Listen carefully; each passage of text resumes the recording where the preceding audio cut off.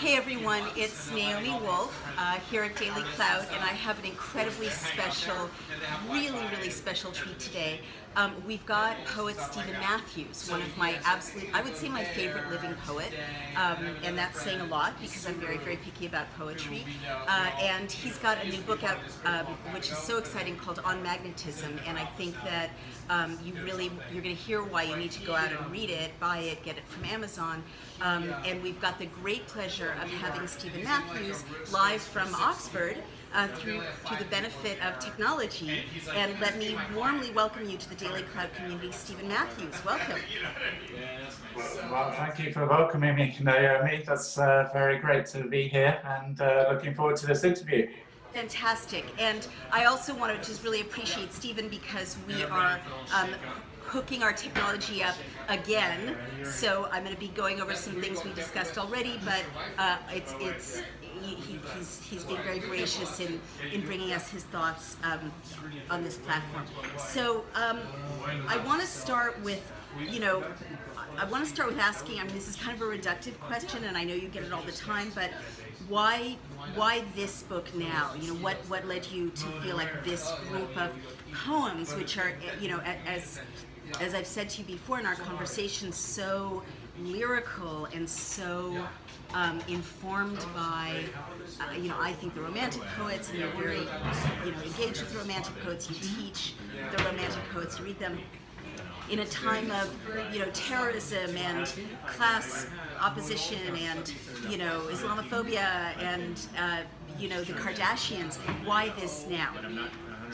Well, I think that, as you say, the world is a very divided place at the moment, and it feels as though daily the news brings us closer to some kind of edge and drives us further apart, and that we live in an age where we're kind of subjected to slogans. We're kind of passive before the news. We don't really have a kind of control. So the idea of On Magnetism is to kind of look at what actually it is that pulls us back together. Of course, it's a kind of ambiguous idea. Magnets, if you put the two corresponding poles together, of course, drive each other apart as well.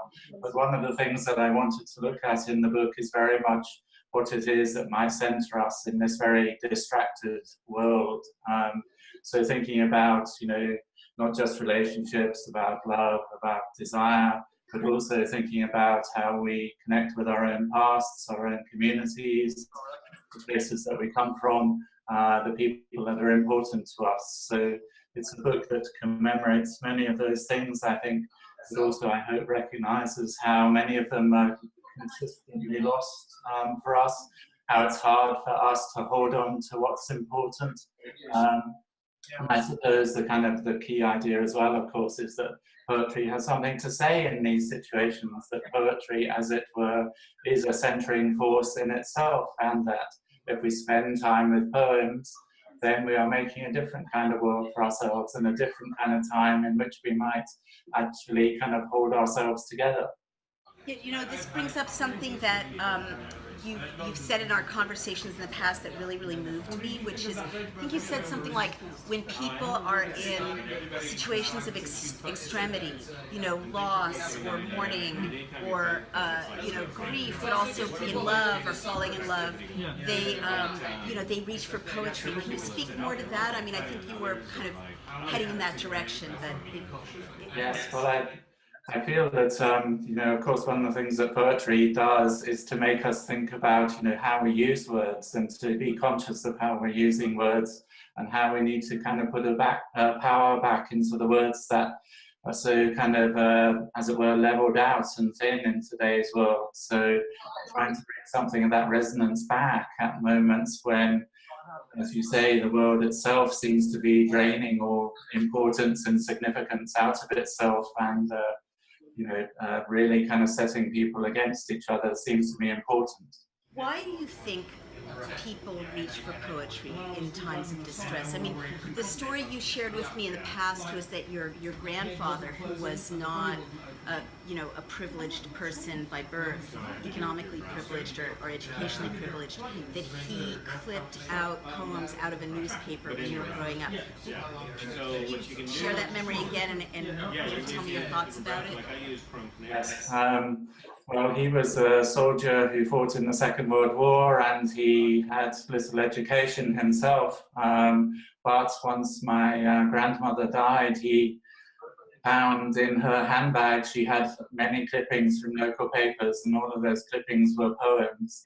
So he would get up every day and shave himself with his cutthroat razor, as he used to do in the desert with Montgomery at Al Alamein, and put on his uniform and read those poems as a way of kind of thinking about her and, as it were, bringing her back. I mean, creating a kind of scene through which he was speaking to her through the poems that she herself had collected and read. So there's a sense, I think, that poetry is a space where we can very much speak to each other, speak through the kind of medium, but also resurrect those who are lost to us. And that's, I think, something that I hope the book will do. But on the other hand, I also have those kind of memories resonating in my own mind when I think about, sitting down to write poetry. What would it be if my grandfather to actually see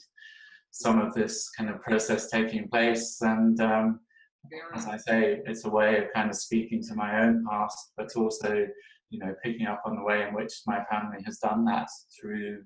Right. And why do you think your grandmother, who also was not, I mean, we have this kind of stereotype of poetry as being this arcane, kind of elite, fey, twee thing that, people in bow ties who went to Harvard or Oxford sort of get to engage with, that's very, very marginal and very much for the privileged. What and here's your grandmother, who was also a hardworking woman, as I recall, and she tell us about your grandmother. Some of these poems are for or in honor of your grandmother or grandfather. What do you think tell us about her, and also what do you think led her to clip these poems? She left school at age 12, I think, and she went to work in a large mansion, a country house, as did all of her sisters. I think that she had enough education at school to be taught that poetry is something that you need to kind of hang on to, that you remember. She could recite passages of Wordsworth to me that she had not really, as it were, had to think about since she was age 10, but it just shows really how once you're given these things, and poetry is a real gift, I think, they can actually guide you through your life. And obviously, quietly and surreptitiously, it was something that she wanted to harbour in her handbag and carry through the years. She lived to her mid-80s. As I say, when my grandfather opened the handbag, what was in it was about 50 or 60 of these really important little verses that's really a commitment. She was carrying these around day by day. Yeah. Well, things that speak to you are things that you need to hang on to, aren't they? Yes. Do you think, I mean, she was working, in a kind of one-down position socially with the people she was, engaging with. Do you think that carrying poetry in her handbag was a way for her to remind herself that she wasn't just a domestic worker, she wasn't just a functionary, she had this higher self and higher aesthetic, needs? Yeah, and I put it alongside the fact that she was an incredibly strong member of the community. Everybody, she lived to her dying day on a very poor estate, social housing. Right. Which, to translate into American or global English, means subsidized housing, right? Working people's housing, yeah. But when I went to see her, everybody from along the road would come for advice to her, and asked her opinion about their own relationships and their own life. So she was a very much a kind of centering force herself in this world. And she even, during the Second World War, I gather, ran a little kind of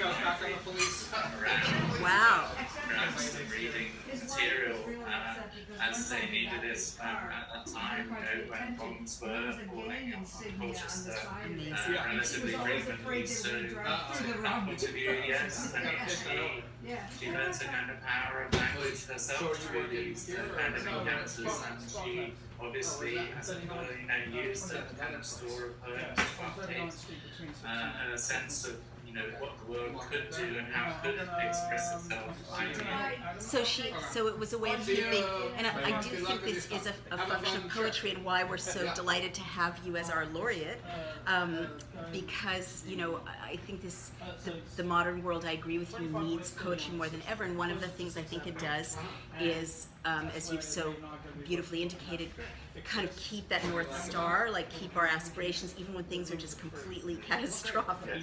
There is this other dimension that we access through poetry that helps us imagine a more beautiful world. Poetry helps us maintain that true north, even in catastrophic times, and remember that there can be a world in which our sensibilities can be better expressed, in which this higher self that we carry can find commonality with other people, and in which and also like in which the chaotic meaninglessness of modern life can find, I think, order. And I mean, you guys are kind of like the prophets for the community in some ways, like you're channeling and showing a direction. I think it's nothing short of kind of mystical what poets do. So let me now transition for our lucky audience and ask you to go to I believe it's page 7 in the manuscript. Well, you know your manuscript better than anyone. In the manuscript of On Magnetism, and I'd love for you to read one of my favorite poems, which is In Dad's Boots. In Dad's Boots. He gave me them at the start of the last summer, sagged on his walker, his shaking hands handing on these means to his brief freedoms in the mountains on his few trips abroad. Now, resurrected from the back of the shed, they walk me hobblingly through a day of streaming roads and fields into the silence of a crouched church, whose timbered roof is the roof of a barn, its stilled force holding and resisting the distempered landscape, mud and slipperiness, sun freaks across valleys, buttercupping meadows. So beautiful. I love that. God, I don't even know where to begin. Tell me what led you to write this poem, and tell us a little bit, explore it a little for us. Well, I think your response is very, very generous and kind and lovely, Naomi, really kind.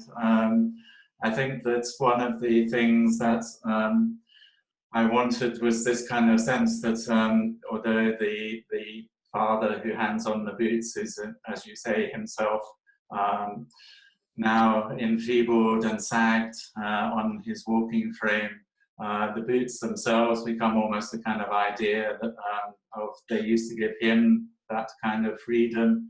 And I suppose the key image in the center of the poem for me is one of a kind of a father or a parent holding on to a toddler, actually, the way that we all get walked forward as we're trying to take our early steps. And the sense that, these kind of losses are also new, refreshing things, that they can give us new opportunities, that these boots that were themselves rather worn out can take us into new areas and new places on a kind of bizarre day that is also a very sad day, but yet we're discovering things. And that's what I hoped at the end of the poem, with this idea of the buttercupping, which you so beautifully pulled out as a kind of potential future verb for everyone. I hope that this kind of idea, if you like, of bringing a new beauty into the world that is completely unexpected, but that happens through a kind of what seems a rather mundane